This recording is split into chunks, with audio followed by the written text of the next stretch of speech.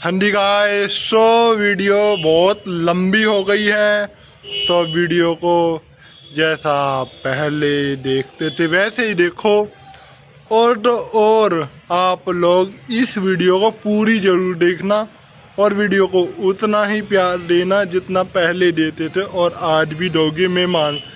आगे भी मैं जानता हूँ आप लोग इतना प्यार करते हो मुझसे।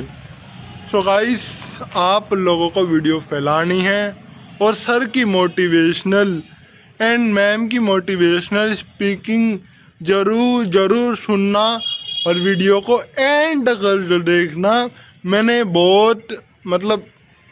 मैंने इतनी लंबी वीडियो आज तक मेरे चैनल में नहीं डाली है। पूरी ज़रूर देखना और पूरी तुम देखोगे ना तो तुम लोगों को भर भर के प्यारे प्यारे कमेंट जरूर करने का मन होगा।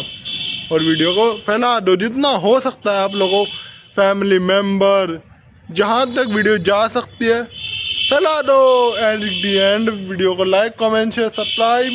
Bye bye.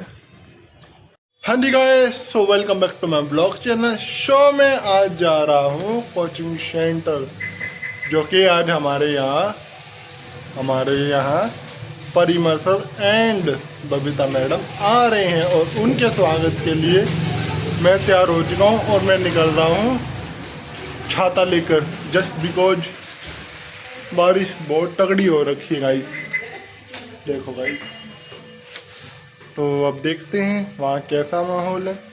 तो वहीं मिलते हैं हम सीधा, रास्ते में मिलते हैं हम सीधा। अरे खुल जा, चले। तो गाइस, बारिश बहुत तेज हो रखी है। रात से बरस रहा है कम से कम हाँ 3 बजे के आसपास से बरस रहा है गाइस। तो अभी मुझे पहुंचना पड़ेगा मेरे कोचिंग सेंटर, नहीं तो सर मारेंगे डांट, समझो ना गाइस। तो मुझे जैसे तैसे पहुंचना है और सर के स्वागत के लिए मुझे पहुंचना ही होगा। नहीं पहुंचा तो मेरा कंटेंट अधूरा रह जाएगा गाइस। तो तुम लोग भी इंजॉय करो एंड परिमल सर की फुल ऑन मोटिवेशन सुनो गाइस। तो गाइस, मैंने अभी सर का स्टेटस देखा और सर के स्टेटस पे ये लिखा है कि हम निकल चुके हैं नारनौल के लिए। और सर ने ये भी बोला है कि मैं अपनी जीएफ के साथ निकल चुका हूँ लॉन्ग ड्राइव पर अपनी धर्मपत्नी के साथ, जीएफ के साथ नहीं, वो जीएफ ही एक तरह से सर की। हाँ, वो तो लवर है वे दोनों, तो उन दोनों की लव मैरिज हुई है गाइस, आप लोगों को पता ही होगा। तो फिर अभी हम कोचिंग सेंटर पहुँचने वाले हैं गाइस। और आप लोग भी एंड तक जरूर बने रहना गाइस, और मौज लो और मौज काटो गाइस। और सर की लाइव मोटिवेशन मैं कोशिश करूँगा कि वीडियो शूट हो जाए, वैसे तो होनी चाहिए मेरे से, बट हो जानी चाहिए गाइस। तो फिर आप लोग एंड तक जरूर बने रहना। मैं कोचिंग पहुँच चुका हूँ अपने, तो अब अंदर जाएंगे और अंदर दिखेंगे कितने बच्चे पहुँच चुके हैं इस बारिश के समस्या को झेलते हुए। सर से मिलने के लिए बच्चे की संख्या अब हम देखेंगे गाइस। और आप लोग अंदर जाते हैं हम गाइस। तो लेट्स बिगिन। यहाँ पे विराजमान होंगे सर।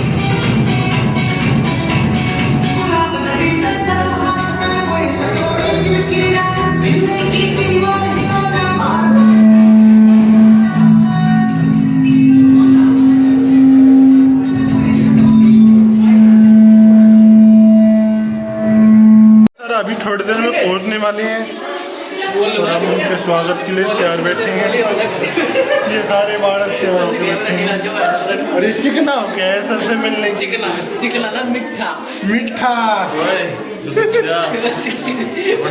नो नो आज मेरे को चिकने ऐसे बोल के ना भाई, सर खातर तैयार होगा, बढ़िया प्रेस का कपड़ा पहना। तो हमेशा मैं हमेशा पहन का, पर फिर भी तू पेस्ट तैयार करता है अपनों। पेस्ट तैयार करता है तू अपनों। देख के तो बढ़िया लग रहा है, देख जितना तू ब्याह हो। मेरे तो अभी से ऐसा बस थोड़े डंडी डुंडी ना करता हूँ।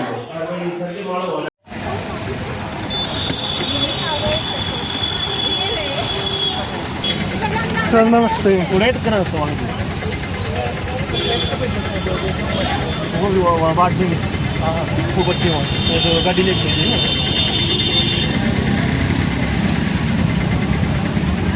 वहाँ पर चलना ये तो गया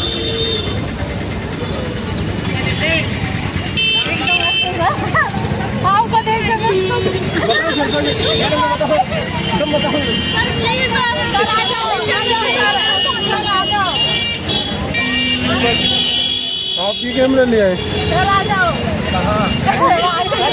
साइड में लगवा लो, साइड में लगवा लो। रखवा देंगे मुझे।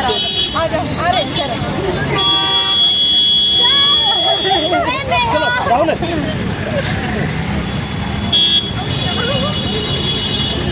बैग लेनी क्या? सर वो पीछे से लेके आ रहे हैं तो गाइस मावी चौक पे जा रहे हैं, चलते हैं मावी चौक। चलो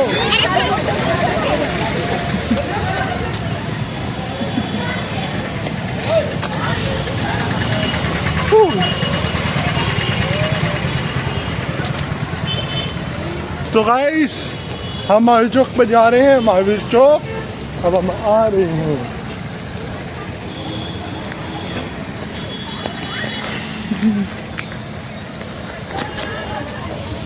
ये है सर की गाड़ी।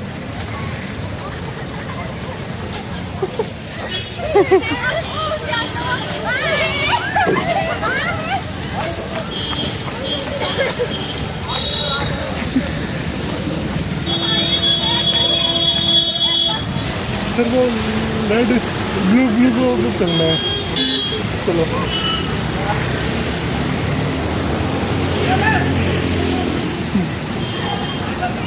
आप आ जाओ।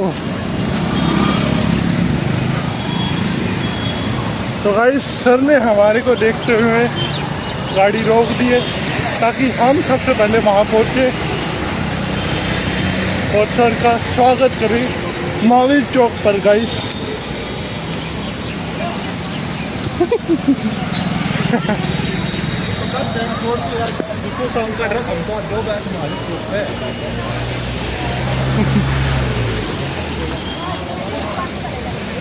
महावीर चौक पर पहुंचने वाले गाइस हम। अरे तू भी आ गया।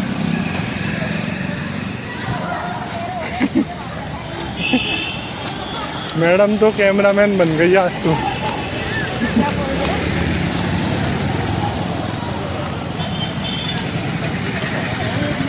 खींच ले खींच। खत्म।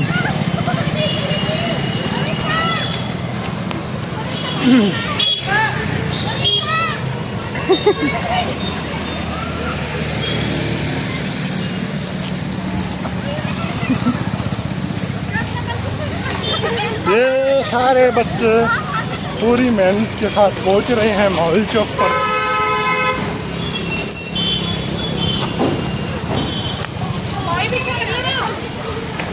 ब्लू बोर्ड पर ही पहुंचना है सर।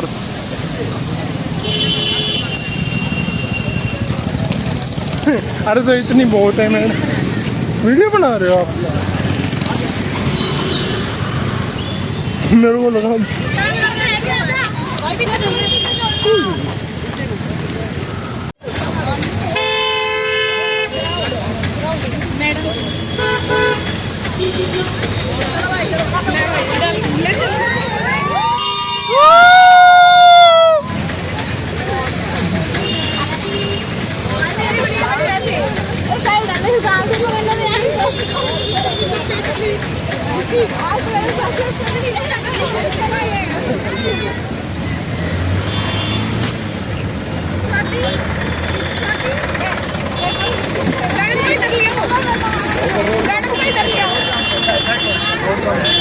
आप भी आओ।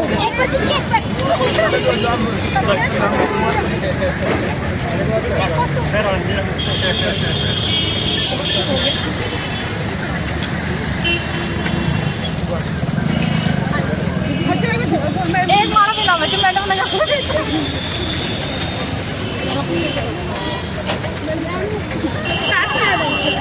आने तो मैडम घोड़े पे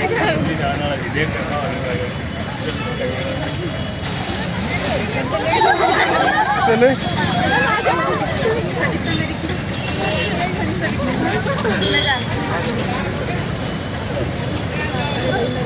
सारे इधर आ जाओ, ये बाजू सारे।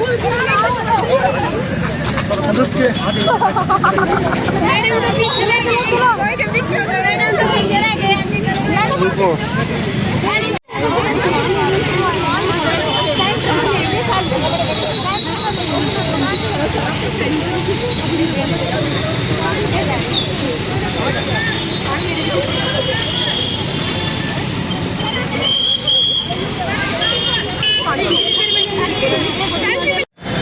तो गाइस हमारे सर थोड़ी आगे करो, अभी सारे बच्चे नाचेंगे गाएंगे मौज काटेंगे सर। थोड़ी सी आगे करो,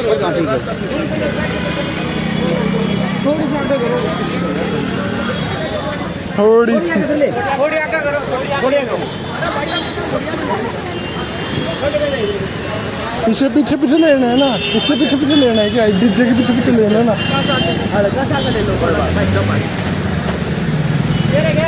ले रहे हैं बजाज दो। चला रहे हो, पीछे बैठ रहे हो।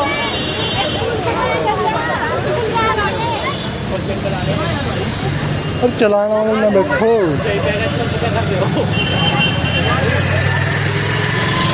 सही सालो चलाई दो भाई।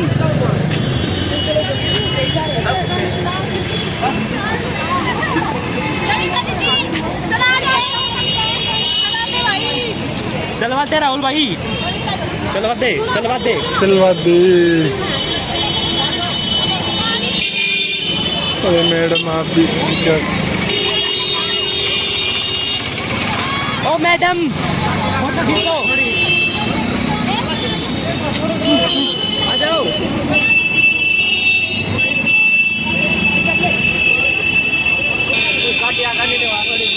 आ जाओ आंदो।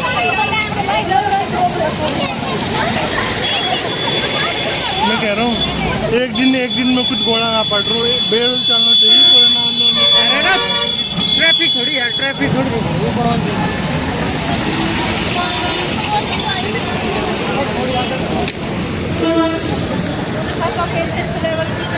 हो चलो गाइस। अरे आजा गाड़ी निकाल दो। है तो ठीक।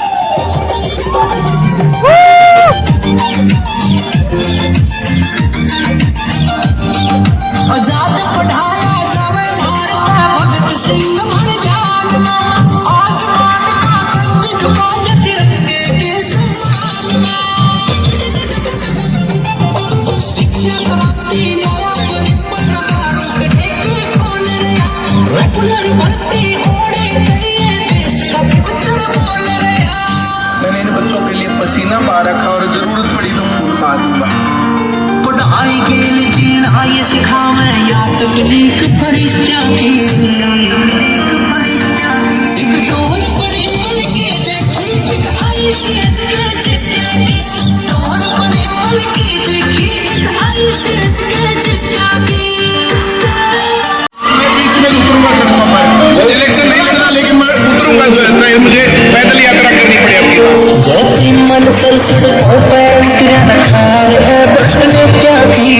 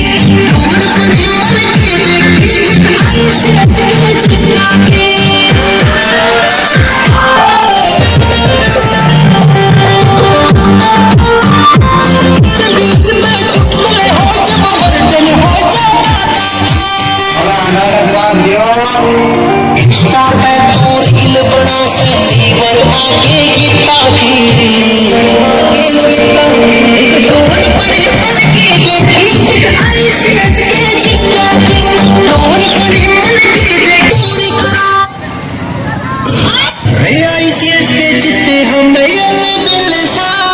हार मानती सिक्खी परिमल सर के चेले सा आशीर्वाद मारी गिया सब बीता मैम का मां सारे धक्का जो अवतार से सेटिंग करके कोडिया लाग तेरे नौकरी आईसीएस की जितने घड़ी दमदार से सेटिंग करके कोडिया लाग तेरे नौकरी आईसीएस की जितने घड़ी दमदार से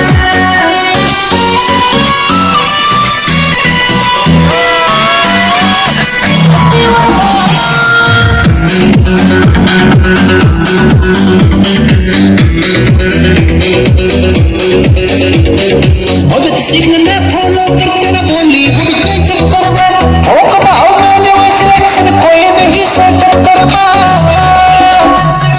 भगत सिंह ने फॉलो करके न बोली उनके चक्कर में हो कबाओ मैंने वो सिलेक्शन कोई नहीं से टक्कर करके आए कोचिंग पे आईसीएस का होया खाना एतबार से सेटिंग करके कोडिया लागते दिल्ली की दीवार हिलाता मार मार के किलकीरे गुलाब जली से कदम हाथ में कोई स्टोरी दिल की रे दिल्ली की दीवार हिलाता मार मार के किलकीरे बंदा और जावे हंसदा आईसीएस में जो भी आवे एक बार रे सेटिंग करके कोडिया लाग तेरा नौकरी आईसीएस के जितने घड़े दमदार से सेटिंग करके कोडिया लाग तेरा नौकरी आईसीएस के जितने घड़े दमदार से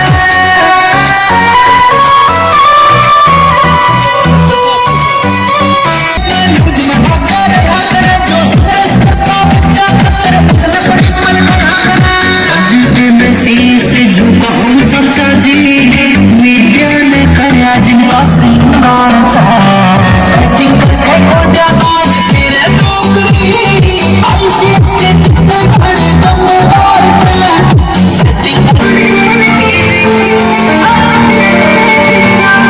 क्रांतिवीर है किसी का वो कदम की उसके तीर है उसने बड़े पल कहने से शिक्षा जिनके सब सिर है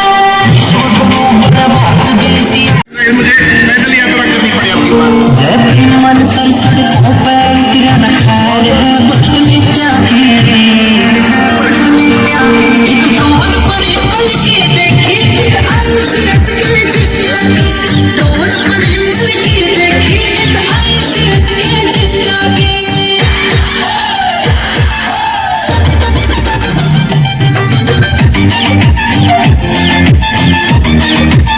आजाद पढ़ाया जावे मार के भगत सिंह भर जान में आसमान का कंध झुका के तिरंगे के सम्मान में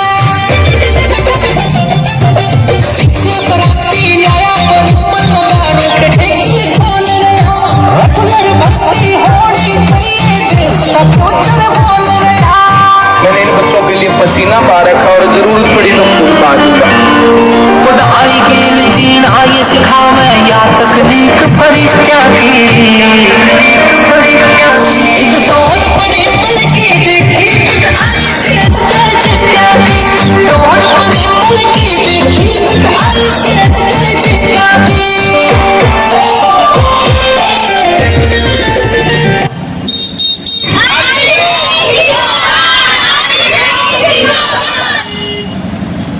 जैसे तेरा मन करे वैसे बना सीएस के चित्ते हम मिले सा न हार माननी सिक्खी परिमल सर के चेले सा आशीर्वाद मारी गिला से बबीता मैम का मां सारे धक्का जो अवतार भगत सिंह ने फॉलो करके न बोली उनके चक्कर में हो कबाओ मैंने वो सिलेक्शन कोई नहीं से टक्कर भगत सिंह ने फॉलो करके न बोली उनके चक्कर में हो कबाओ मैंने वो सिलेक्शन कोई नहीं से टक्कर करके आए कोचिंग पे आईसीएस का होया घड़ा एतबार सा सेटिंग करके कोडिया लाग तेरा नौकरी आईसीएस के जितने घड़ी दमदार से सेटिंग करके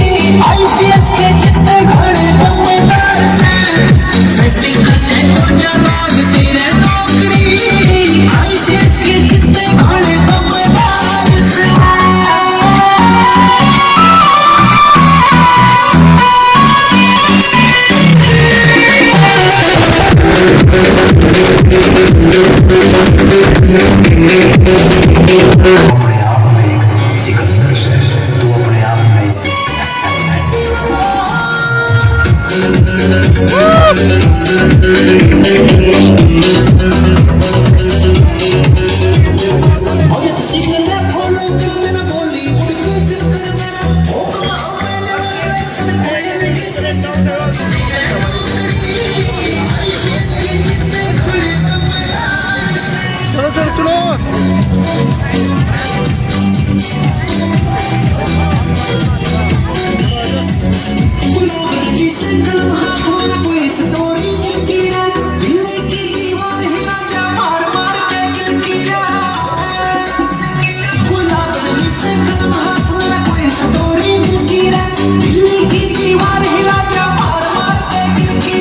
बंदा और जावे हासदा आईसीएस में जो भी आवे एक बार है सेटिंग करके कोन्या लागती रे नौकरी आईसीएस के जितने घड़े दमदार से सेटिंग करके कोन्या लागती रे नौकरी आईसीएस के जितने घड़े दमदार से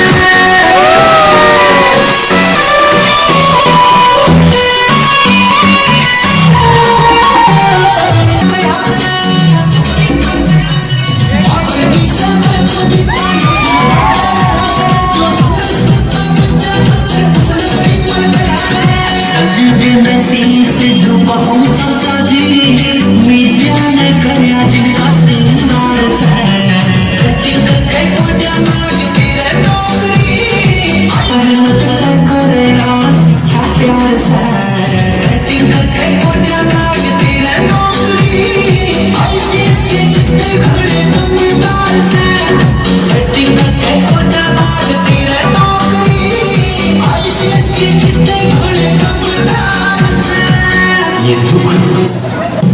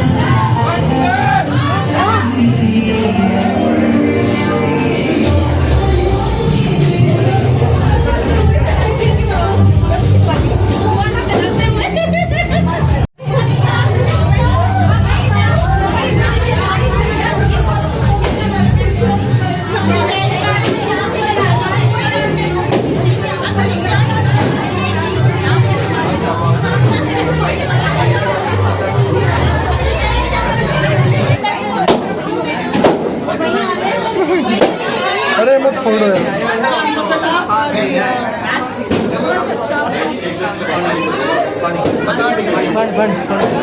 पानी पानी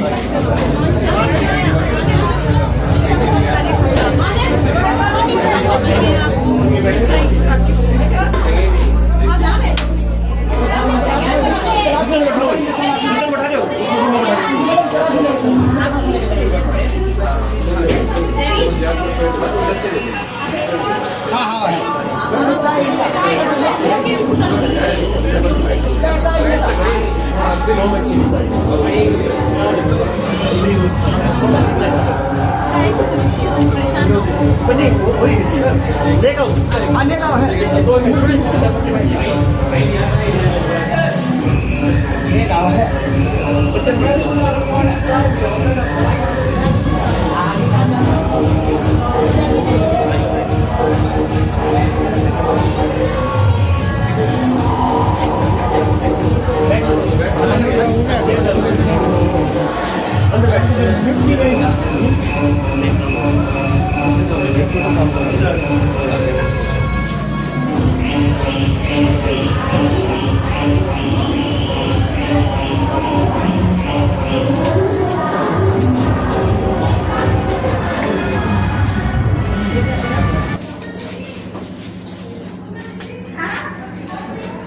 ओके सर।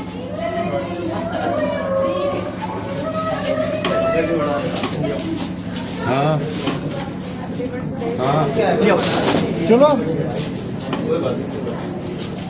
अरे आगे आ जा। अच्छा तो आप लोग ऑफलाइन पढ़ाते हैं? हाँ जी। स्कूलिंग वगैरह बहुत अच्छी है या नहीं है? स्कूलिंग अच्छी है। पर जो अच्छे स्कूलिंग के बच्चे गवर्नमेंट जॉब की तैयारी नहीं करते होंगे?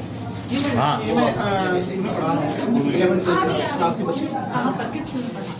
मेरे पास 2 स्कूल हैं। तैयारी करते हो लोग? हाँ जी। गवर्नमेंट जॉब का क्रेज है? हाँ जी बिल्कुल। कोई कोई बात केवल 11th 12th के बच्चे डिफेंस की तरफ कन्वर्ट होते थे, लेकिन अग्निवीर आने के बाद उसकी बजाय बाकी गवर्नमेंट सर्विसेज की तरफ, स्टेट सर्विसेज की तरफ। अच्छी बात है, हरियाणा के बच्चे जो है नशे से बचे हैं, गंदगी से बचे हैं, ये बड़ी बात। तैयारी भी करते हैं, फिर तो एक रास्ता नहीं मिलता। आप जय श्री राम। तो भाई मैं अपने घर से बनवा के लाया हूँ सर के लिए। 1 मिनट को 1 मिनट।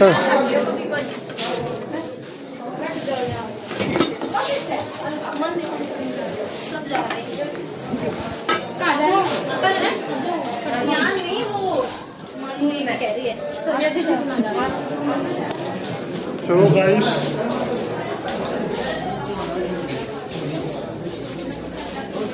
हटना, एक बार हटना, हटना तो एक बार हटो, एक बार हटो।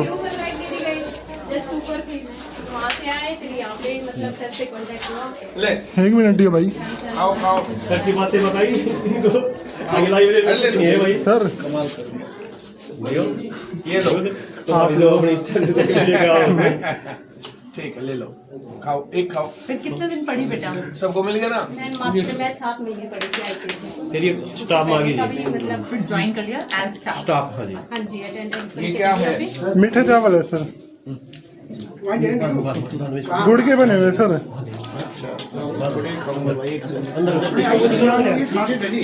जो भी स्टाफ में रहा है वो नौकरी लगेगी। स्टाफ में है जी। सर मेरे को हमेशा यही बोलते थे मैडम आप रहोगे तो आप एक दिन जरूर लगोगे। मैं उनसे ये बहुत टूट गई थी जी, इसको हमने बार बार में बहुत कहते थे, रोने लग जाती थी। पढ़ती रही ना पहले लाइब्रेरी जाए, मेहनत तो लगती है घर से निकलने में। 3 साल लाइब्रेरी में बैठ गई जी। इसका वो मैम आपकी बातें होती है ना, मतलब सर और आप भी बोलते हो कि मतलब जिस दिन जॉब मिल जाएगी ना हम वो सारा स्ट्रेस ऐसे चला। और मेरे को पैनिक का शब्द हमेशा रहता था। सोसाइटी ज्यादा परेशान कर देती है। हाँ, प्रेशर जो बनाते प्रेशर हैं बनाते ना, हैं। रिश्तेदार क्या कर कितने साल हो गए, लगी नहीं, बहुत ज्यादा प्रेशर बन जाता और भी लड़की है जी, वो भी यही नौकरी करती है। आप भी ले लीजिए प्रवीण जी चाय ले लीजिए। चाय बस ले, आप बैठ जाओ ना। नहीं नहीं बैठो, बैठो सर, बैठो, बैठो। चेयर और दे दो, मैं छोटी भाई चेयर दे दूँ। छुट्टी दे दो चेयर। ये हमारे जो टीचर प्रवीण जी ने बनाया जी, ये पहले स्टार्टिंग के कोचिंग सेंटर 2012-13 में सर बहुत आपसे मिलने परवीन सर बैठना। लेकिन संसाधन कम थे ना, मुलाकात प्रवीण नहीं। जी आओ सर। जब बाद में संजय सर से अभी तो फिर संजय सर को रिटर्न तो से ये लेकर आया था जी मेरे तो तू लाया ना अपना। बहुत बढ़िया सर। हर तरह मदद करते हैं। मैं दूर से आता हूँ, 100 किलोमीटर पे अप डाउन करता हूँ। 8:30 बजे पहुँच लेता हूँ, दूसरा ले आया। तो जाने के बाद उनके घर जाते हैं, उसके घर सर के जाके बारे में बता रहे हैं। हाँ ये बहुत वो रखते हैं जी। गांव में है ना, उन बच्चे के माँ बाप से वो मिलते एक्चुअली हैं। देश सेवा का भाव 17 साल उन्होंने जो किया है अभी भी है, खून में रम चुका है वो। क्लास के अंदर भी ये बच्चों को बोलते रहते हैं, मैं देखो मैं रिटायरमेंट होकर भी दोबारा तैयारी कर रहा हूँ, तुम्हारा फर्स्ट टाइम है, तो मुझे बहुत ज़्यादा बेनिफिट है हमारा। मैं भी यहाँ आया ना तब ऐसा लगता था मेरे को कुछ हो ही नहीं पाएगा, लग रहा है कि जीरो पे था मैं, क्योंकि 17 साल 20 साल हो गया था, पढ़ाई से दूर हो गई बिल्कुल। और फिर मैं कुछ तैयारी दूरी करके 60 नंबर आए हैं सीटी में। हाँ। एक्सएमएस में 60 बहुत है, बहुत आपका 100% हो जाएगा। मैडम कितने हैं? आप मैडम को कितने हैं? मैडम में 68 है। इन्होंने पढ़ाई, इनकी मैडम को इन्होंने पढ़ाई यहाँ से जाके दिल्ली को पढ़ी। चाह दोनों लग जाओगे, दो नौकरियां जी, ये हैं। 68 पे मैडम। हो जाएंगे, हो जाएंगे।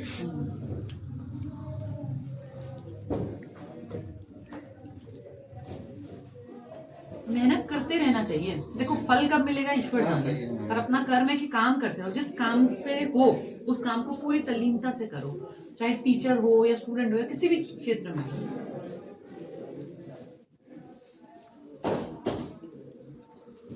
चलो एक बार मिले बच्चों से। हाँ जी।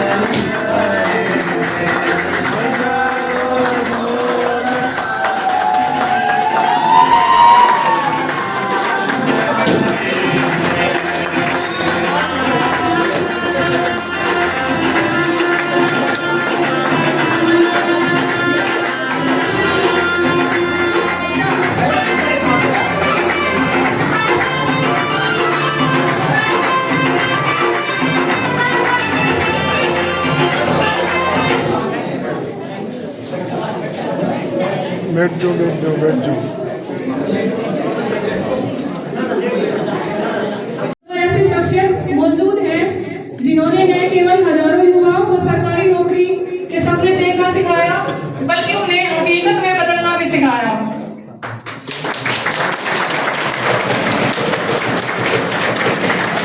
मैं बात कर रही हूँ शिक्षा जगत के स्तंभ आदरणीय परिमल सर और ममता में बबीता मैम का। आप दोनों का नारनौल की इस पावन धरा पर हार्दिक स्वागत और अभिनंदन है। नारनौल की इस वीर धरा पर आज एक नया इतिहास रचा जाएगा जब शिक्षा के इन सितारों का संगम हमारे इस सेंटर पर हो जाएगा। स्वागत है सर, स्वागत है मैम।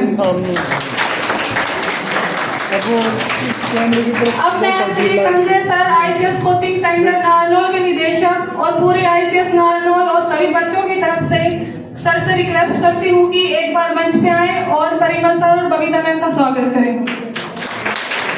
संजय सर। सभी को नमस्कार।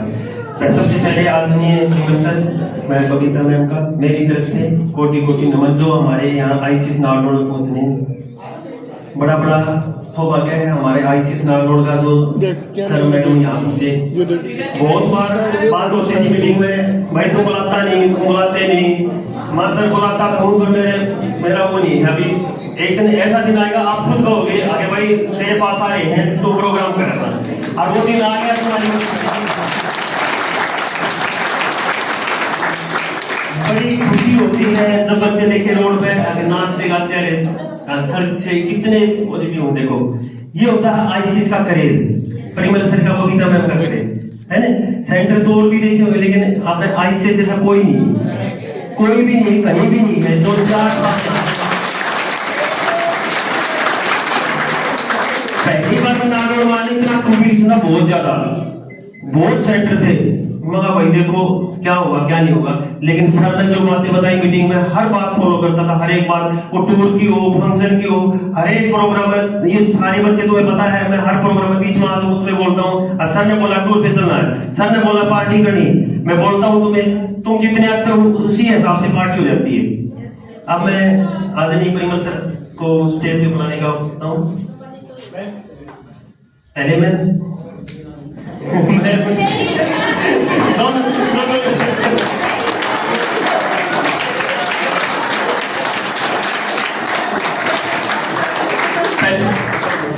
अपनी तरफ से मैम का सर का स्वागत करता हूँ। गुलदस्ता जी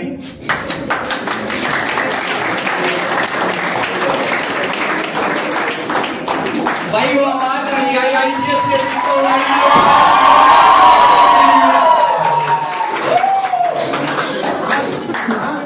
एक बार मैं 2 बार ऐसे श्री पिता श्री तुलसी समान अपने परिमल जी और बबीता जी में माता समान जो है इनका दिल की गहराइयों से धन्यवाद करता हूं जो आईसीएस कोचिंग सेंटर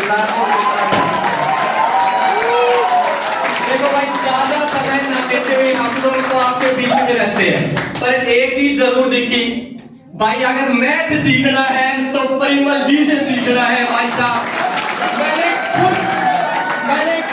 मैं खुद पढ़ा भी रहा हूँ, साथ ही साथ इनकी क्लास भी लेके देख रहा हूँ। जो ये मजा दिलाते हैं मैथ सिखाने में भाई साहब, रियलिटी में कोई नहीं दिला रहा भाई साहब। मैं ये चीजें सोचता रहता हूँ कि ऐसा अगर यार हम यहाँ करें तो चीजें पॉसिबल होंगी। एक एक चीज को इस तरीके से 1 सेकंड में आंसर इसका इस तरीके से आएगा, बहुत बारीकी से चीजें। तो ये सच्चाई है, ये जो भीड़ है ना, ये इस मेहनत के पीछे है भाई साहब। तो एक बार दोबारा से मैं दिल की गहराइयों से सबसे पहले परिमल जी और फिर माता सवाल हमारी बबीता जी मैम का, जो जीएस में जो कोर्स लाके डाल रखा है, तो अपने पास इसके साथ ही जो हमारे रीजनिंग के सर हैं अपने पास आए हुए हैं, जीएस के सर भी आए हुए हैं, और भी बाहर से अतिथिगण आए हुए हैं। इन सब का दिल की गहराई से धन्यवाद करता हूं जो आप लोगों ने यहाँ पे हमारे साथ मिलकर इस गौरवशाली प्रोग्राम को एक मजेदार बनाने के लिए ही बोल सकता हूं मैं, समय निकाला। तो एक बार सर आपको भी दिल की गहराइयों से धन्यवाद, ठीक है ना। और देखो हम तो मिलते रहते हैं, तो मैं एक बार बबीता मैम से ये कहूंगा कि मैम मैं आपकी रील बार बार पोस्ट डालता रहता हूँ। मैंने 2 ही चीजें जीवन में देखी हैं, एक तो आपने सुना नरसी का बल्हारा जी ने जो बनाया था, या तो उनके नाटक थे जो फैमिली के साथ देख सकते थे, या जो अपने बबीता मैम है इनकी वीडियो हम फैमिली के साथ देख सकते हैं, नहीं तो कुछ भी नहीं है इसके अलावा। तो एक बार माता तुल्य बबीता जी मैम को मैं मंच पे बुलाना चाहूंगा कि आपका एक बार स्वागत है मैम। बच्चों के साथ छोटी मोटी मुलाकात जरूर होनी चाहिए, जो बच्चों के साथ। गुड मॉर्निंग नाम, कैसे हो सभी लोग? आज 2 शुभ दिन हैं। एक हमारे देश की शान रहे सुभाष चंद्र बोस का आज ही के दिन जन्म हुआ था 1897 में। मृत्यु का तो नहीं पता, कंफर्म नहीं है, लेकिन उनका जन्म दिवस हम सब भारतीयों के लिए एक बहुत गर्व की बात मान सकते हैं कि उनको हम अपना रोल मॉडल मान के भी चल सकते हैं। कितने इंटेलिजेंट थे, कितने ज्यादा काबिल थे। देखो मैं क्लास में कितनी बार पढ़ाती हूँ, उस जमाने में जाके ब्रिटेन में अंग्रेजों के साथ कंपटीशन करना और लिस्ट में 4th रैंक ले आना, ये कोई बहुत नॉर्मल सी बात नहीं थी। ऐशो आराम का जीवन था, उस सब को छोड़ दिया और अपना एक टारगेट बनाया, उस टारगेट पे फोकस की सारी एनर्जी, और देखो फाइनली आज भी इतने सालों बाद भी हमारे मन में उनके प्रति कितनी ज्यादा रिस्पेक्ट है, कितना आदर है। तो एक तो वो दिन, और आज बसंत पंचमी है ही। मैं जीवन में पहली बार नारनौल साइड आई हूँ, रेवाड़ी में गई थी, गुड़गांव। आज मैं सर से यही बात कर रही थी कि जब मैं मैथ में पढ़ाती हूँ कि दक्षिणी हरियाणा की ये पट्टी है भाई, गुड़गांव, रेवाड़ी, महेंद्रगढ़, तो बस ये किताबों तक सीमित था, लेकिन आज यहाँ आके नारनौल में, और ये तो अलग से हम प्रश्न में पढ़ते हैं कि हेडक्वार्टर इकलौते इसी का अलग है नारनौल में, तो बहुत अच्छा लगा। और अभी हम गाड़ी में बातचीत कर रहे थे कि बड़ा शांत सा जीवन है यहाँ। जैसे सोनीपत में अगर कभी आपका आना हो तो वहां ना भाग दौड़ भरा, जैसे दिल्ली से बहुत ज्यादा प्रभावित हो गया सोनीपत, एनसीआर के इलाके में तो है ही, लेकिन दिल्ली का बिल्कुल डायरेक्ट इफेक्ट दिखता है। बहुत भाग दौड़ है, लाइफ एकदम जैसे दिन रात चल रही है, भाग रही है। लेकिन यहाँ मैंने महसूस किया इस पूरे स्ट्रेच पे, ये D152 जो अपना ये नेशनल हाईवे है, बहुत शांत जीवन है। चारों तरफ हरियाली है, सरसों के खेत है। वैसे भी सरसों का तो नंबर 1 प्रोडक्शन यहीं पर है, तो उसका एक एग्जाम्पल भी दिखा। और बेटा जिस एरिया में तुम रहते हो ना, शांत इलाका है, इस इलाके में पढ़ने के लिए ना आपको थोड़ी मेहनत ज्यादा करनी पड़ेगी। जैसे जहां भागदौड़ भरा जीवन होता है ना, वहां कंपटीशन फील होता है, क्योंकि आपके आसपास के लोग आगे बढ़ रहे होते हैं, तो आपको लगता है कि यार मुझे भी एक जिंदगी अच्छी बनानी है। लाइफ एक बार मिली है, और जिस उम्र में तुम हो, यह गोल्डन फेज किसी भी इंसान के जीवन का सबसे बेस्ट काल, जिसमें वो अपनी एनर्जी को अगर सही चैनल पे की तरफ मोड़ दे, तो वो 100% जिंदगी में बहुत कुछ हासिल कर सकता है। मैं बहुत ऊंची झूठी बातें बिल्कुल नहीं करूंगी। देखो बेटा, रियलिटी ये है कि बहुत मैटर करता है कि हमारा बैकग्राउंड कैसा है। हमारा देखो अपवाद हर जगह है, मैं ये नहीं कहती कि कोई कुछ नहीं कर सकता, बहुत सारे लोग हैं जो जीरो से हीरो बनते हैं, लेकिन मेजॉरिटी जो होती है ना, वो हमेशा हर जमाने में एवरेज इंसान की होती है, और इस चीज को एक्सेप्ट कर लेना चाहिए कि मैक्सिमम लोग एवरेज ही होते हैं, जैसे average height, average health, average IQ। तो अब नॉर्मल जिस परिवार में तुम जन्मे हो, सबसे पहली जरूरत है अपने परिवार की आर्थिक स्थिति को तुम सब लोग देखो, क्योंकि तुम जिस स्टेज में हो बहुत मैटर करता है। अगर तुम्हारे पास बहुत सारा पैसा है पिताजी के पास, तो जिंदगी जियो आराम से कि ठीक है पिताजी ने बहुत बढ़िया काम सेट कर रखा है, कल को तुम्हें मिल जाएगा। लड़कियों को भी चिंता नहीं है, अगर पिताजी के पास पैसा है तो अच्छे घर में शादी कर देंगे। लेकिन अगर पिताजी का बैक पे बहुत बड़ा जुगाड़ नहीं था, कोई बिजनेस नहीं था, कोई शोरूम नहीं है, कहीं रेंटल प्रॉपर्टी नहीं है जहां से कि अपने आप पैसा आता है, तो फिर बेटा इस चीज को एक्सेप्ट करो। इस सब लोगों को जब जन्म मिलता है तो पिछले कर्मों का कोई ना कोई योग होता है, नहीं तो सब अंबानी के घर ही पैदा हो जाते हैं, है ना। हम सब नॉर्मल लोग हैं, और जो हमें जीवन मिला है वो संघर्ष का जीवन है। जिसने इस बात को टाइम रहते जान लिया, वो संघर्ष के रास्ते पे चलना स्टार्ट कर देगा। और ये रास्ता ना बेटा बहुत मेहनत की डिमांड करता है, क्योंकि इस रास्ते पे चलने वालों की संख्या भी ज्यादा है। आज गवर्नमेंट जॉब एक अट्रैक्शन है, जो लोअर मिडिल क्लास है ना, उसके लिए इससे बढ़िया कुछ भी नहीं है। मैं आपको क्लास में कई बार अपना एग्जांपल देती हूँ। मेरे फादर गवर्नमेंट जॉब में थे, उनको रिटायर हुए भी 12 साल हो गए। वो कब लगे होंगे नौकरी, यानी हमारा बचपन सेफ था, लेकिन हमारे दिमाग में एक बात थी कि जिंदगी बेहतर बनाने के लिए अपने पैरों पे खड़ा होना पड़ेगा, और ये बात बहुत यंग एज में हमें समझ में आ गई थी। उसी डायरेक्शन में मेहनत की। 12वीं करते करते बिल्कुल क्लियर था दिमाग में कि पहली प्रायोरिटी पैर जमाने हैं, अपना प्लेटफॉर्म तैयार करना है। 12th करते ही सीधे डिप्लोमा में एडमिशन लिया। 2 इयर्स डिप्लोमा था दिल्ली से, ETE का। वो करते करते रिजल्ट आया, तुरंत नौकरी का रास्ता तय हो गया, मतलब मंजिल मिल गई। उसके बाद ये था कि मेरे पैर जम गए। फिर आगे 12 साल मैंने गवर्नमेंट स्कूल में टीच किया, मैं टीचर रही। फिर जाके जब ये ICS उस नौकरी से ऊपर हो गया ना बेटा, तब इसको छोड़ा जॉब को। कहने का मतलब ये है कि सबसे पहले अपने पैर जमाओ। मैं तुम्हें नहीं कह रही ये बात, ये मैंने अपने लाइफ में पहले इसको फॉलो किया, और सेम बात हम अपनी बेटी को भी कह रहे हैं कि सबसे पहले चीजें सीखो, स्किल हासिल करो, अपने पैर जमाने लायक बनो। देखो लाइफ में ना कभी भी 360 डिग्री का एकदम से मोड़ आ जाता है। आज ईश्वर का आशीर्वाद है, तुम सब ठीक ठाक हो, हेल्दी हो, और तुम्हारे माँ बाप अगर बैठे हैं, उनका सिर पे तुम्हारे हाथ है, पेट भरा हुआ है, घर में 2 टाइम की रोटी की व्यवस्था है, तो भगवान का हर घड़ी शुक्रिया करो बेटा। बहुत लोगों को ये भी नहीं मिला जो तुम्हें मिला हुआ है। इसके बाद तुम्हें क्या करना है, मेहनत करके इस काम को परमानेंट कर लो कि इतना कमाएं कि जिंदगी अच्छी बीते। अच्छी जिंदगी के मायने क्या हैं? एक ठीक ठाक सा घर बना ले, हम अपनी एक गाड़ी कर ले, इतना कर ले कि अपने परिवार को अच्छे ढंग से पाल सके, हमारे घर में बढ़िया राशन भरा हो, हम अपने जिंदगी के अच्छे पलों को कहीं बाहर सेलिब्रेट कर सके। चाहे वो आपकी अपनी एनिवर्सरी है, वो पेरेंट्स के लिए फादर्स डे पर कोई गिफ्ट लाना है जो तुम्हारे पिताजी को पसंद हो, अपनी माँ को कुछ छुटपुट सा कभी साड़ी दिला दी, कभी शॉल दिला दिया, इतना भी कर लोगे तो वो इससे तुम्हें इतना आशीर्वाद देंगे, इतनी बरकत तुम्हारी किस्मत में आ जाएगी कि तुम सोच भी नहीं पाओगे। अपने परिवार को एक अच्छा जीवन जीने के लिए लायक बनना पड़ेगा तुम्हें, कि उनकी जिंदगी अच्छी हो। और बेटा हर पीढ़ी में से ना किसी एक को संघर्ष करना पड़ता है। तुम ये मान के चलो, अपनी पीढ़ी में जो तुम्हारी अगली पीढ़ियां आएंगी, उनका संघर्ष तुम्हें प्लेटफॉर्म बना के देना है।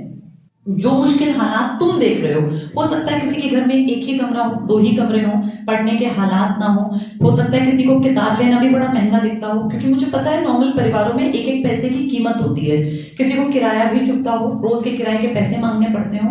लेकिन बेटा इन सब के बावजूद मैं ये कहूंगी कि अगर जिंदगी में आगे बढ़ना है तो ये छोटी छोटी मुश्किलों को फेस करके अगला स्टेप लेना पड़ेगा।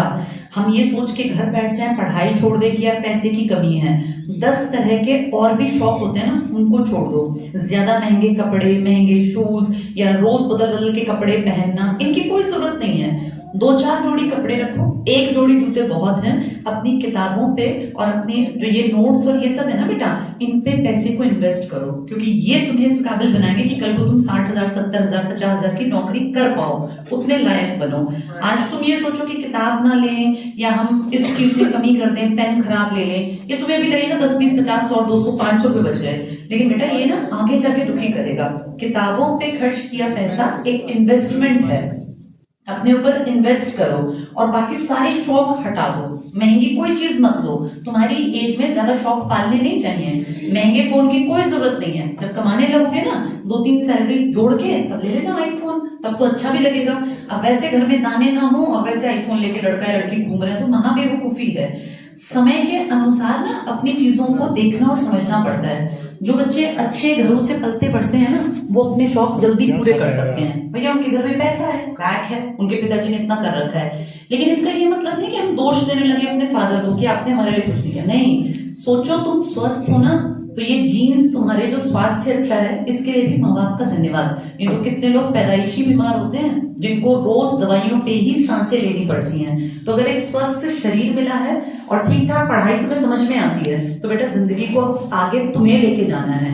तुम सब यहाँ बैठे हो 18 साल से ऊपर हो, संविधान भी कहता है 18 साल के हो गए अब देश का नेता चुन लो, तो अपनी लाइफ का टारगेट तो चुन ही सकते हो। बहुत ज्यादा मेहनत करो, 2026 नौकरियों का साल है और इस साल में 100% वो बच्चे नौकरी लग जाएंगे जिन्होंने पिछले साल बहुत बढ़िया तैयारी की है और बिल्कुल इतनी इस तैयारी पे हैं कि सीईटी का सेकंड पेपर जब होगा तो अभी जैसे एक बेटी बताई थी 80+ मार्क्स कई बच्चों के बताए गए, तो 80+ का मतलब उन्होंने बहुत बढ़िया तैयारी कर रखी है। अब उनका सेकंड पेपर बहुत आसानी से निकल जाएगा, बस ओवर कॉन्फिडेंस में मत आ जाना कि हम तो कुछ भी कर सकते हैं। पैर हमेशा जमीन पर रखने हैं और जब नौकरी मिल जाएगी तब अपने जैसे जो छोटे भाई बहन तुम्हारे हैं उनको भी सही राह दिखाना।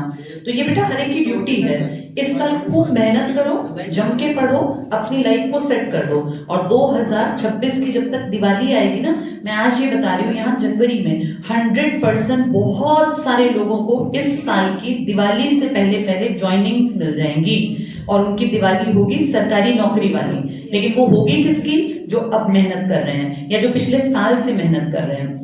जो नए जुड़े हैं, जब जागो तभी सवेरा। 2026 में भी अगर जाग गए हो तो 26 का एंड आते आते इतने काबिल जरूर बन जाना कि 27 तक जितने एग्जाम हो उन सब में तुम्हारा नंबर आ जाए। और इसमें बेटा कुछ नहीं करना, सिर्फ और सिर्फ अपनी लाइफ में एक डिसिप्लिन लाना है। सुबह टाइम से उठना, टाइम से सेंटर पहुंचना, सारी क्लासेस लेना। किताबें सबके पास है? जो मैं किताबों से पढ़ाती हूँ सब साथ साथ पढ़ रहे हो? अब जो चीजें चल रही है ना बेटा, ये एग्जाम में बहुत हेल्प करेंगी। जो मैंने नई हरियाणा जीके में काम किया है उसमें बहुत सारे पॉइंट वो जोड़ दिए हैं जो अब करंट में सरकार के मेन पॉलिसी का हिस्सा है। तो बहुत ध्यान से पढ़ो और बहुत मेहनत करो।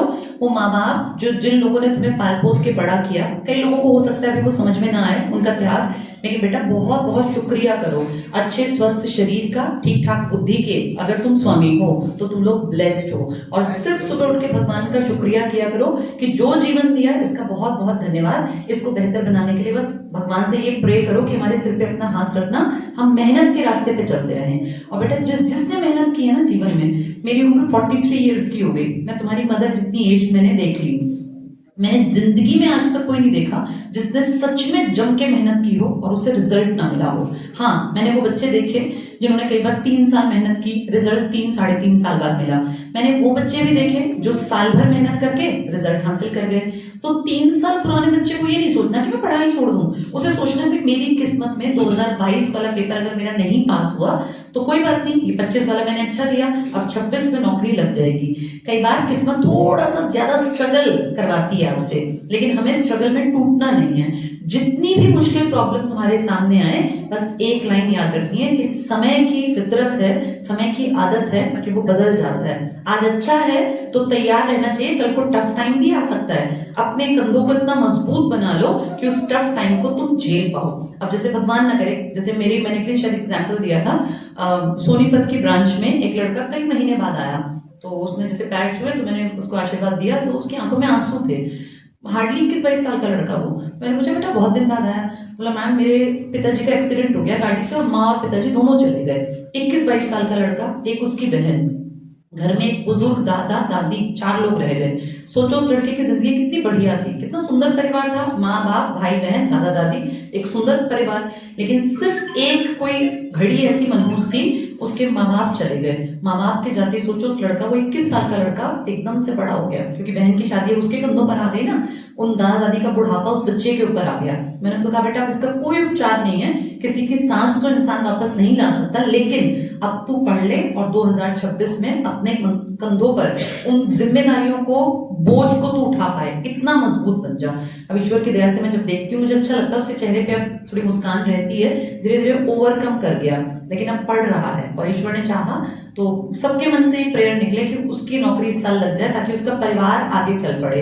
तो बेटा ये लाइफ ना कभी भी आपको एकदम झटका दे सकती है, उस झटके के लिए तैयार रहना चाहिए कि कुछ भी बुरा हुआ तो हम मजबूत हों, हम अपने परिवार को संभाल लें और खूब पढ़ो। तुम्हारे पास अगर कोई ऑप्शन नहीं है इसके अलावा तो जी जान लगा के पढ़ो और बस ये सोचो इस साल नौकरी लेकर हम जो है ना थकेंगे नहीं, चाहे कितनी ही डिफिकल्ट सिचुएशंस हमारे सामने आए, अपनी नौकरी को इस साल हम हासिल कर लेंगे। और बहुत सारा प्यार, बहुत सारा आशीर्वाद। कोई भी प्रॉब्लम आए तो बस ये याद रखना है कि ये समय बीत जाएगा। जब टफ टाइम हो तो हमेशा ये सोचो कि कोई बात नहीं, थोड़ा टाइम टफ है, बीत जाएगा। और जब टाइम अच्छा आता है ना तो आपको उस बुरे टाइम में, जो टफ टाइम आपने डाउन टाइम देखा है, तब आपको फील होता है कि यार उस टाइम हम कैसे घिरे हुए थे। और देखो ईश्वर कहीं ना कहीं आपको एक वो हाथ पकड़ के बाहर निकाल लेता है। और मैंने जिंदगी में कभी नहीं सुना कि पूरी जिंदगी किसी की टफ चली हो, नहीं। हर इंसान की लाइफ में टफ टाइम आता है, लेकिन जो थोड़े समझदार होते हैं ना उस टाइम को बिता देते हैं, क्योंकि पता है कि टाइम तो बीतेगा, टाइम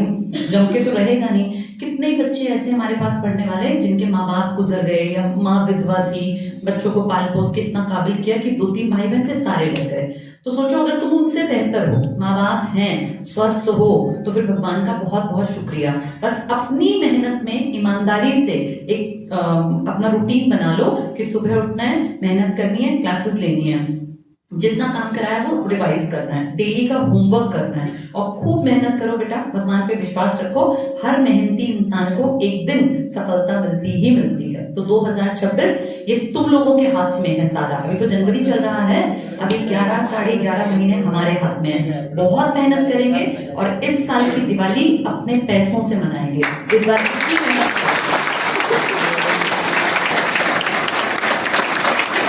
और कभी भी कोई भी मुश्किल हालात तुम्हारे सामने आए तो बस सिर्फ एक बात याद रखनी है कि ये टाइम बीत जाएगा। ईश्वर की बड़ी कृपा है बेटा, ठीक ठाक बैठे हो ना, भगवान की कृपा, ब्लेस्ड हो तुम लोग।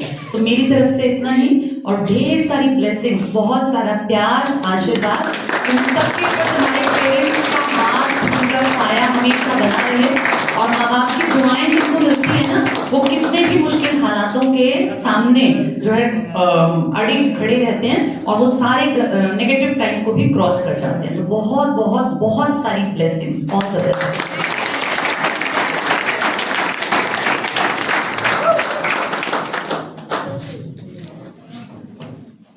थैंक यू बबीता मैम, आपने हमें इतना मोटिवेट किया।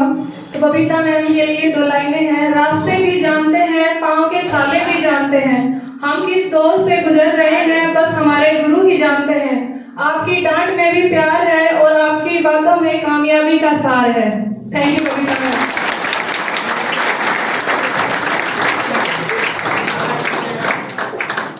एक बार दोबारा से आईसीएस परिवार नागौर की तरफ से बबीता मैम का धन्यवाद, जो इतना मोटिवेशन देने के लिए।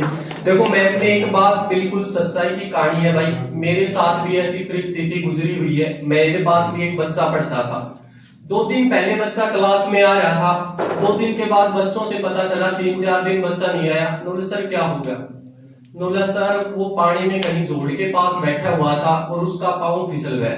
तो समय का नहीं पता, अच्छे व्यवहार से चलो बेटा, हर जगह व्यवहार काम आएगा आपका, बढ़िया तरीके से रिस्पेक्ट करते हुए चलो। दूसरा जो मार्गदर्शन होता है सिलेक्शन के लिए, और मार्गदर्शन की बात करूं, एक सबसे बड़ी कड़ी अपने पास हरियाणा की आपसे जुड़ी हुई है, क्योंकि सिलेक्शन भीड़ काफी है, पर हमें आज सिलेक्शन उस भीड़ में से निकलने के लिए एक गाइड की जरूरत पड़ती है, एक रास्ते की जरूरत पड़ती है। जैसे मैं हर बार बोलता हूं हमें दिल्ली जाना है, पर दिल्ली का रास्ता नहीं पता तो समय लगेगा।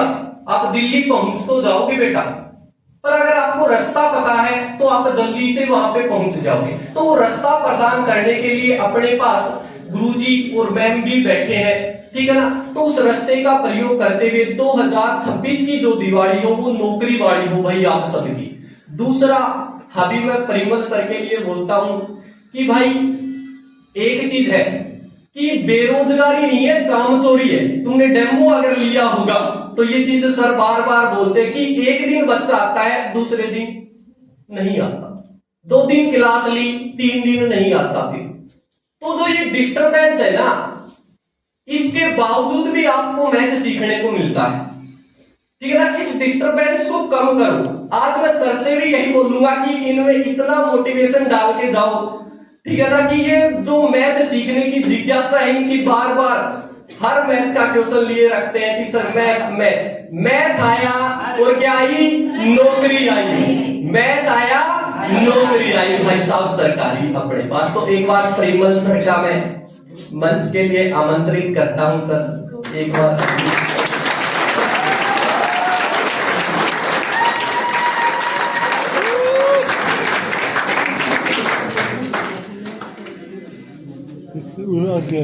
आगे जा, नीचे बैठ जा।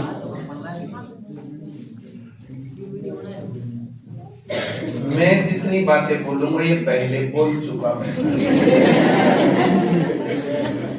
एक मात्र एक नई बात बोलूंगा। Good morning Nagnaur. कैसे हो सभी? बढ़िया। आपके आने से तो सर और भी अच्छे हो गए। बहुत।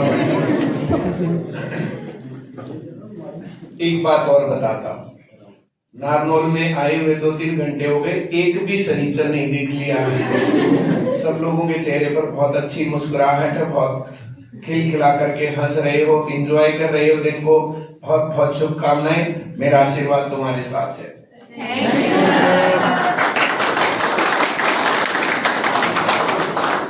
अभी सर बता रहे थे दिल्ली जाना, दिल्ली का रास्ता पता नहीं पता है, जैसे ये चीजें होती हैं। अभी थोड़ी देर पहले संजय सर कह रहे थे कि यहाँ के बहुत सारे बच्चे जो है भटक करके फिर लाइब्रेरी में इधर उधर चले जाते हैं। अभी गुरुजन भी हमारे बीच में बैठे हैं और मुझे अच्छा लग रहा है। पहली बार है मेरे ख्याल से जब मैं कहीं गया हूँ और दूसरे सेंटर के गुरुजन हमारे बीच में। बहुत बहुत धन्यवाद।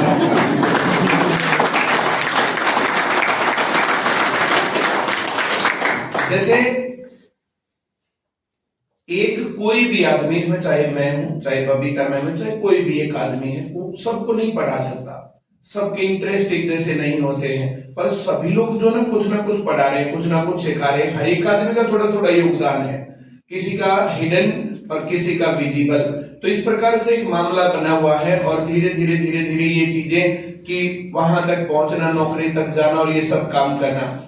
अभी जब मैं आया तो यहाँ पर सबसे ज्यादा उत्साहित सरला थी, मुझे दिख नहीं रही थोड़ी देर से। कहाँ गई? बाहर चली गई। अच्छा कोई बात। 2-3 साल लाइब्रेरी में लगाए, 1-2 साल अपने आप लगाया। बहुत टूटने के बाद ICS में आई, फिर पढ़ाई और फिर वो जॉब में लग गई। अब जॉब लगने के बाद अब जो है यहाँ पर जॉब की बात हुई तो उसकी आंखों से बार बार आंसू छलक रहे थे कि एक चीज का इतना वेट, इतना ज्यादा लंबा वेट हो गया, तब वो चीज मिली तो फिर वो उतनी खुशी नहीं देती है। और देखो 2 दिन आगे 2 दिन पीछे, जो लगा रहेगा उसको नौकरी मिल जाएगी। ज्यादा बेटर मैं ये समझता हूं कि जब हम लोग कहीं पर जाते हैं, जैसे सेंटर में आते हैं, कहीं पर भी जाकर के पढ़ते हैं, तो वहां टीचर्स का एक देखने का नजरिया रहता है। उसकी नजरों में एक बात रहती है कि रेगुलर आ रहा है, नहीं आ रहा है, वो बिना कहे भी सवाल होता है। और जो हमें दिखता है तो अपने आप ही जब हम जो आते हैं कई दिन की छुट्टी मार करके, चाहे अगला पूछे चाहे ना पूछे, सर ये हो गया था, ये ऐसा हो गया था, उसके कारण ये दिक्कत हो गई, वो हो गया, ये बात हो गई, वो बात हो गई। तो ये सब बातें अगर हम लोग सेंटर में रेगुलर जाते हैं तो एक नजर ही हमें जो देखती रहती है वही हमें मोटिवेट करती है नौकरी लगना। और नौकरी लगने के लिए देखो मोटिवेशन, मैं क्या मोटिवेशन दूंगा, बबीता मैम क्या देंगी, या कोई भी टीचर क्या देगा, तुम्हारे घर के हालात तुम्हें मोटिवेशन देते हैं। मेरे पिताजी एक्सपायर हुए, किसान का मैं बेटा, अब खेती ना करें तो भूखे मरते और खेती करें तो वहीं रह जाते। तो खेत में जब हम काम करते और काम करके जब हम थकते, तब हमें हमारे शरीर में मोटिवेशन फील होता था कि इस दलदल से निकलना है। उस दलदल से वहीं पर काम करते खेत में, और खेत में क्या होना है, तो मेरे दादा तो हमेशा बोलते थे, बोला खेत की मिट्टी भले ना देती ना लेती। एक साल बहुत बढ़िया होगा, अगले साल ओले पड़ जाएंगे, सूखा पड़ जाएगा, ज्यादा बरसात हो जाएगी, कुछ और हो जाएगा, कुछ ना कुछ। सारे पैसे आएंगे तो नया ट्रैक्टर ले आएंगे, अगले साल नई ट्रॉली ले आएंगे, उससे अगले साल फिर ट्यूबवेल नया लगा लेंगे, उससे अगले साल फिर जो बाकी इंस्ट्रूमेंट ले आएंगे, तब तक ट्रैक्टर पुराना, फिर ट्रैक्टर नया ले आएंगे। सारे पैसे खेती में उसी प्रकार से लगते रहते हैं। अगर आपके पास बहुत ही ज्यादा जमीन है दैट इज डिफरेंट थिंग, वरना 5, 7, 10 एकड़ जमीन तक तो कुछ भी मामला बनता नहीं है। तो मुझे ऐसा फील होता था कि मुझे यहाँ से निकलना है, इसलिए मेरा मन पढ़ने को करता था। तुम जहां पर हो, अगर तुम्हें लगता है दैट इज कंफर्टेबल इनफ, तो फिर क्यों दुखी होना, और लगता नहीं ये बदलना है, तो फिर ये बदल जाएगा। जो मैं कह रहा हूं समझ में आ रहा? सरला का एग्जांपल दे रहा था मैं। अब जो भी इसकी कंडीशन होगी, भाई घर वालों ने कहा होगा, पड़ोस वालों ने कहा होगा, रिश्तेदार दोस्तों ने कहा होगा, बहुत टोंट मारते हैं लोग, लेकिन नौकरी लग के सबको मिठाई जरूर खिलानी चाहिए, कोई भी योगदान होता है।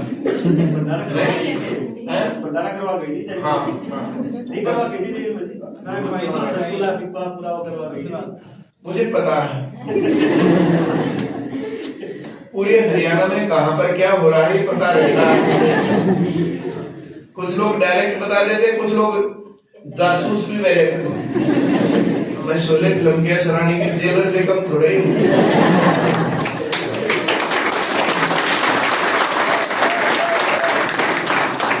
किस ब्रांच में कहां पर कौन क्या कर रहा है ये सब पता रहता है। जो बोलने लायक बात होती है मैं बोलता भी हूँ, जो नहीं बोलने वाली लायक बात होती है तो फिर मैं उसको टाइप करता हूँ, और क्या करें। पर एक्शन तो लिया ही जाता है एक बात के ऊपर। हर एक आदमी अपने जीवन में आगे निकल सकता है। कमजोर है पढ़ाई में, अच्छा है पढ़ाई में, थोड़ा टाइम कम लगेगा, थोड़ा टाइम ज्यादा लगेगा, ये फर्क हो सकता है। पर ऐसा बिल्कुल नहीं है कि हमारा जीवन सुधर नहीं सकता। बस हमें संकल्प लेना है, और संकल्प लेके फिर वो रास्ता पकड़ना है। तो देखो, बाग हमेशा बढ़िया होता है जहां माली होता है। वो माली को पता रहता पानी कब देना है, खाद कब देना है, उस पर कुछ छिड़काव करना तो कब करना है, किस चीज से उसको बचाना है, वहां फल भी ज्यादा लगते हैं। दूसरा मामला है, कोई पेड़ कहीं पर भी खड़ा है, हो सकता है बरसात अपने आप ऐसे हो जाए, हो सकता है उसको अपने आप जो है उसके ही पत्ते गिर करके उसको जो है फर्टिलाइजर्स मिल जाए, उसी के चीजों से जो उसको सब कुछ पोषण मिल करके और बहुत बढ़िया फल हो जाए। लेकिन बहुत बढ़िया फल होंगे वो भी फिर भी नीडी लोगों को नहीं मिल पाते, क्योंकि उसके पकने से पहले ही बाकी लोग तोड़ ले जाएंगे। ये जो बात मैं बोल रहा हूं, ये बात लगातार बहुत लोगों ने, आज भी मैंने एक दो स्टेटस पर डाल रखा है कि मैं 21 में एडमिशन लिया था। फिर उसके बाद मेरे बहुत सारे साथी डिग्री कर रहे थे, मैंने सेंटर में आना छोड़ दिया, डिग्री करनी चालू कर दी। अब मेरे पास MA है, BA है, BEd है, JBD अब मैं कर रही हूँ। इस प्रकार से अब मेरे पास नौकरी नहीं है, अब मैं क्या करूं? अब घर वाले 1 साल दे रहे, 2 साल दे रहे, ऐसा हो रहा, वैसा हो रहा। इस प्रकार के हर रोज की चीजें हैं जो यहाँ से भटकाव होता, बहुत लोग पहुंच करके भी भटक जाते हैं। तो भाई तुम लोग जितने भी आए हो, तुम लोग अपनी इस तैयारी को लगातार, ऐसा लगता कुछ नहीं हो रहा पर हो रहा होता है। या तो क्लास लेने से तुम्हारा नॉलेज बढ़ेगा, या तुम्हारी स्पीड बढ़ेगी, या एक्यूरेसी बढ़ेगी। पेपर देने से, टेस्ट देने से, रेगुलर क्लास लेने से जो एक निरंतरता है ये पहाड़ को तोड़ती है। तो बेरोजगारी तो उसके आगे बहुत छोटी चीज है। और मेरा ये तजुर्बा है, मुझे पढ़ाते हुए 17-18 साल तो ICS को हो गए। नारनौल में भी यहाँ पर चले हुए मेरे ख्याल से ये 20 से ऊपर वाली ब्रांच बिल्कुल नहीं थी। जब ICS की ब्रांचेस बन रही थी तो 20 के अंदर के, इसका 20 नंबर है ना? हाँ, तो 20 नंबर उसको जो संदीप जी ने यहाँ पर शुरू की थी। हाँ, गुरुग्राम करी थी, फिर तो रेवाड़ी करी थी, फिर यहाँ पर करी थी। तो ये 20 से कम की ब्रांच है, क्योंकि 20 नंबर जो है वैसे उनको जो है मैंने दे दिया होगा। 10 नंबर चरखी दादरी का है, 11 नंबर झज्जर का है। तो ये 20 तक के तो सारे मेरे को याद ही थे। 19 नंबर महेंद्रगढ़ का था, 18 नंबर भादरा का था, और 17 भादरा का था, 18 हनुमानगढ़ का था। ये सारे नंबर 16 कुरुक्षेत्र का है। ये सारे नंबर जो है मुझे तब के जो है ब्रांचेस, तो जोन से नंबर की ब्रांच होती थी उसी नंबर का नंबर जो है सब लोगों को मिलता था। तब से ये ब्रांच लगातार चल रही है, तब से लगातार इस ब्रांच से सिलेक्शन भी निकले हैं। और इतनी दूर वहां से होने के बावजूद भी मैं तो पहली बार आई, मैं तो कई बार यहाँ पर आया हूँ, ऐसा नहीं है।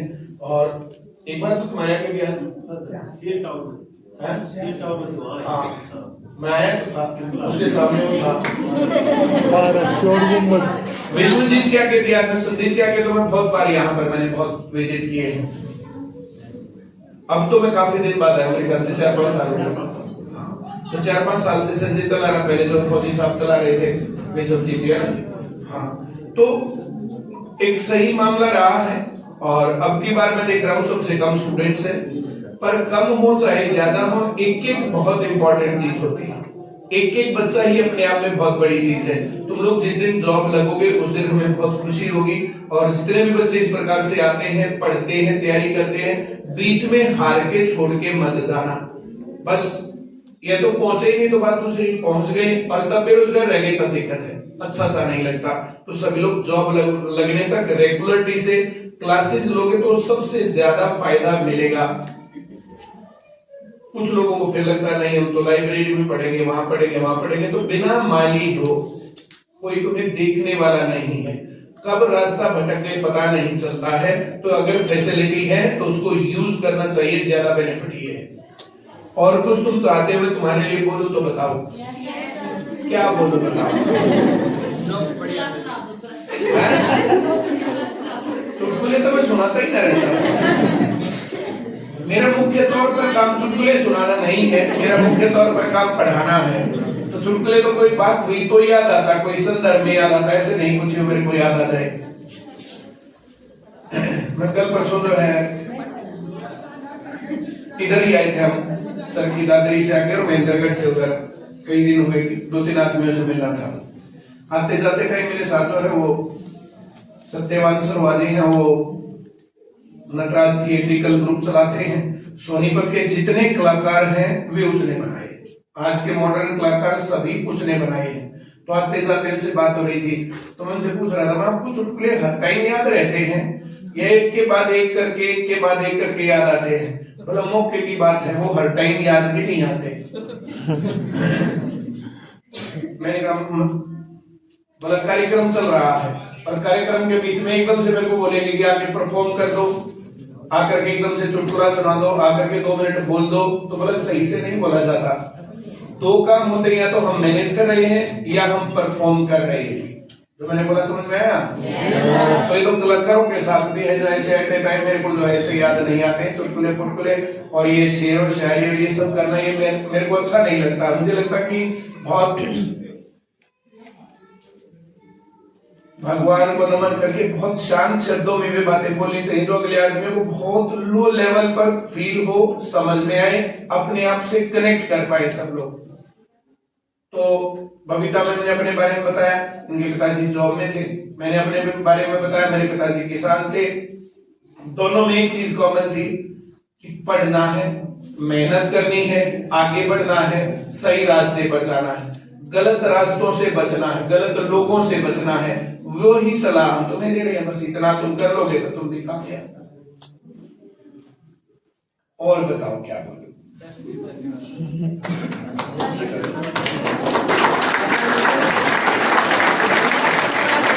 हम लोग स्कूल के कार्यक्रम में आए हैं, हम लोग वहां पर, तो मेरे ख्याल से वहां पर सभी लोग चलते होंगे ना, और ऑलरेडी हम टाइम लेट कर चुके हैं। वहां पर बहुत बढ़िया सी स्पीच बबीता मैम देगी और मैं भी बहुत बढ़िया शानदार सी स्पीच देने वाला हूँ। उस बस में बैठ के चलना है, बाइक है हमारे पास, बाइक पर। हाँ बाइक पे चलना, बाइक बस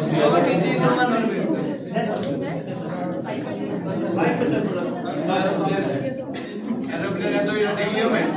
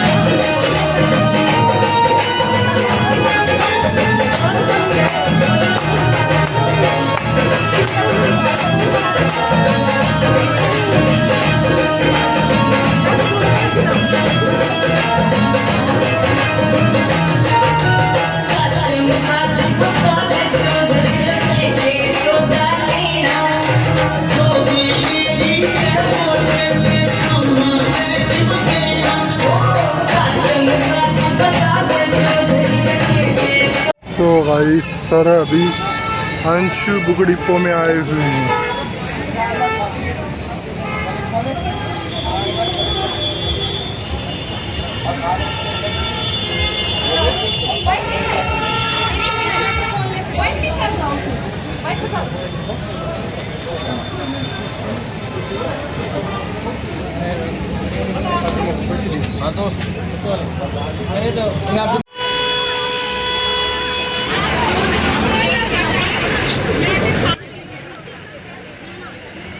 तो गाइस हम कोचिंग से स्कूल की ओर निकल चुके हैं गाइस। नवज्ञान दीप स्कूल नाम मुझे पता नहीं कंफर्म, तो हम उसी स्कूल में जा रहे हैं गाइस। हमारे सारे साथी भाई बंधु सारे दोस्त लोग हम जा रहे हैं स्कूल की ओर।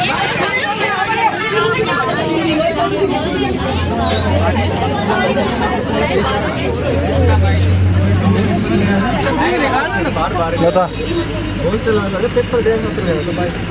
ये भी पढ़ाई की डिस्कशन चल रही है तेरी भी। पढ़ाई की डिस्कशन चला रहे हो तू भी। सो गाइस हम स्कूल पहुंच चुके हैं। स्कूल से मैंने अभी किसी से बात करी थी कॉल पे, तो अभी तो सारे बच्चे अंदर होंगे हमारे कोचिंग वाले, और अभी तो केवल खाना चल रहा है, खाना पीने की मौज ले रहे हैं गाइस। और ये नवदीप ज्ञान स्कूल है, नवज्ञान जो भी नाम है स्कूल का, ये स्कूल है। यहाँ पे भंडारा किया हुआ है गाइस। और आगे तो गाइस अभी तो मैंने अभी कॉल पे बात करी थी अपने दोस्त से, तो मैं उसके साथ व्यस्त हो गया। सारे मित्र सारे भाई लोग गायब हो चुके हैं गाइस। मैं उनको ही ढूंढ रहा हूँ, कहाँ गए वो लोग।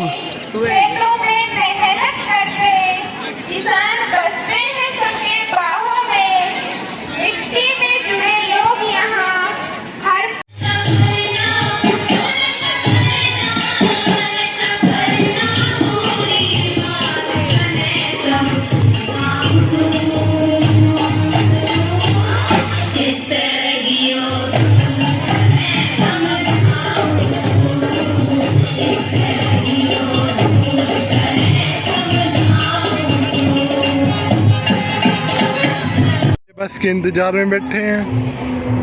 ये गेम खेल रहा है फ्री फायर। ये भी बंदा फ्री फायर खेलने में लगा है। इससे तो मिलते ही होगे तुम लोग। बना करो रहन देना। अरे छोड़ दे यार। अरे यार ये देखियो ना खेलने दे। देख टिक टिक लागो जा रहे हो छोरो, डामड़ा में भी खेलने जा रहे हो।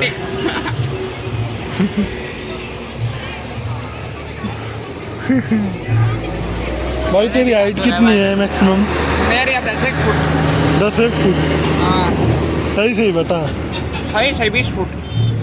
20 फुट बता रहा हूँ अपने। ट्रक का जब वीडियो बनाते थे ट्रक का क्या ट्रक का कर देता है आगे वीडियो नहीं बनाते मैं तो वीडियो चल जाओगी, मैं तो फिर जाओगी।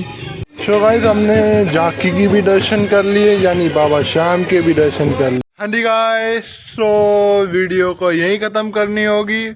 वीडियो लंबी हो गई है ये भी मैं मानता हूँ। वीडियो में फुल मौज है। शेयर सब्सक्राइब करना मत भूलना मेरे चैनल को, जितना हो सके शेयर कर डालो। And like comment share subscribe. और एट दी एंड और सर के जितने भी मोटिवेशनल आपकी लाइफ में बहुत काम आएंगे, और आप लोगों को उसमें अमल करना चाहिए सर की मोटिवेशन। एंड मैम ने भी बहुत अच्छी बातें कही है, वो भी सुनना ज़रूर गाइस। और वीडियो को फैला दो, like comment share subscribe and प्यारे प्यारे कमेंट कर दो सर के नाम का, एंड सर के नाम का, सर के लिए, सर के मतलब सर को प्यार करो, इतने भर भर के प्यार दो कि सर तक मेरी आवाज़ पहुंच जाए। तो गाइस वीडियो को लाइक कमेंट शेयर सब्सक्राइब कर देने का।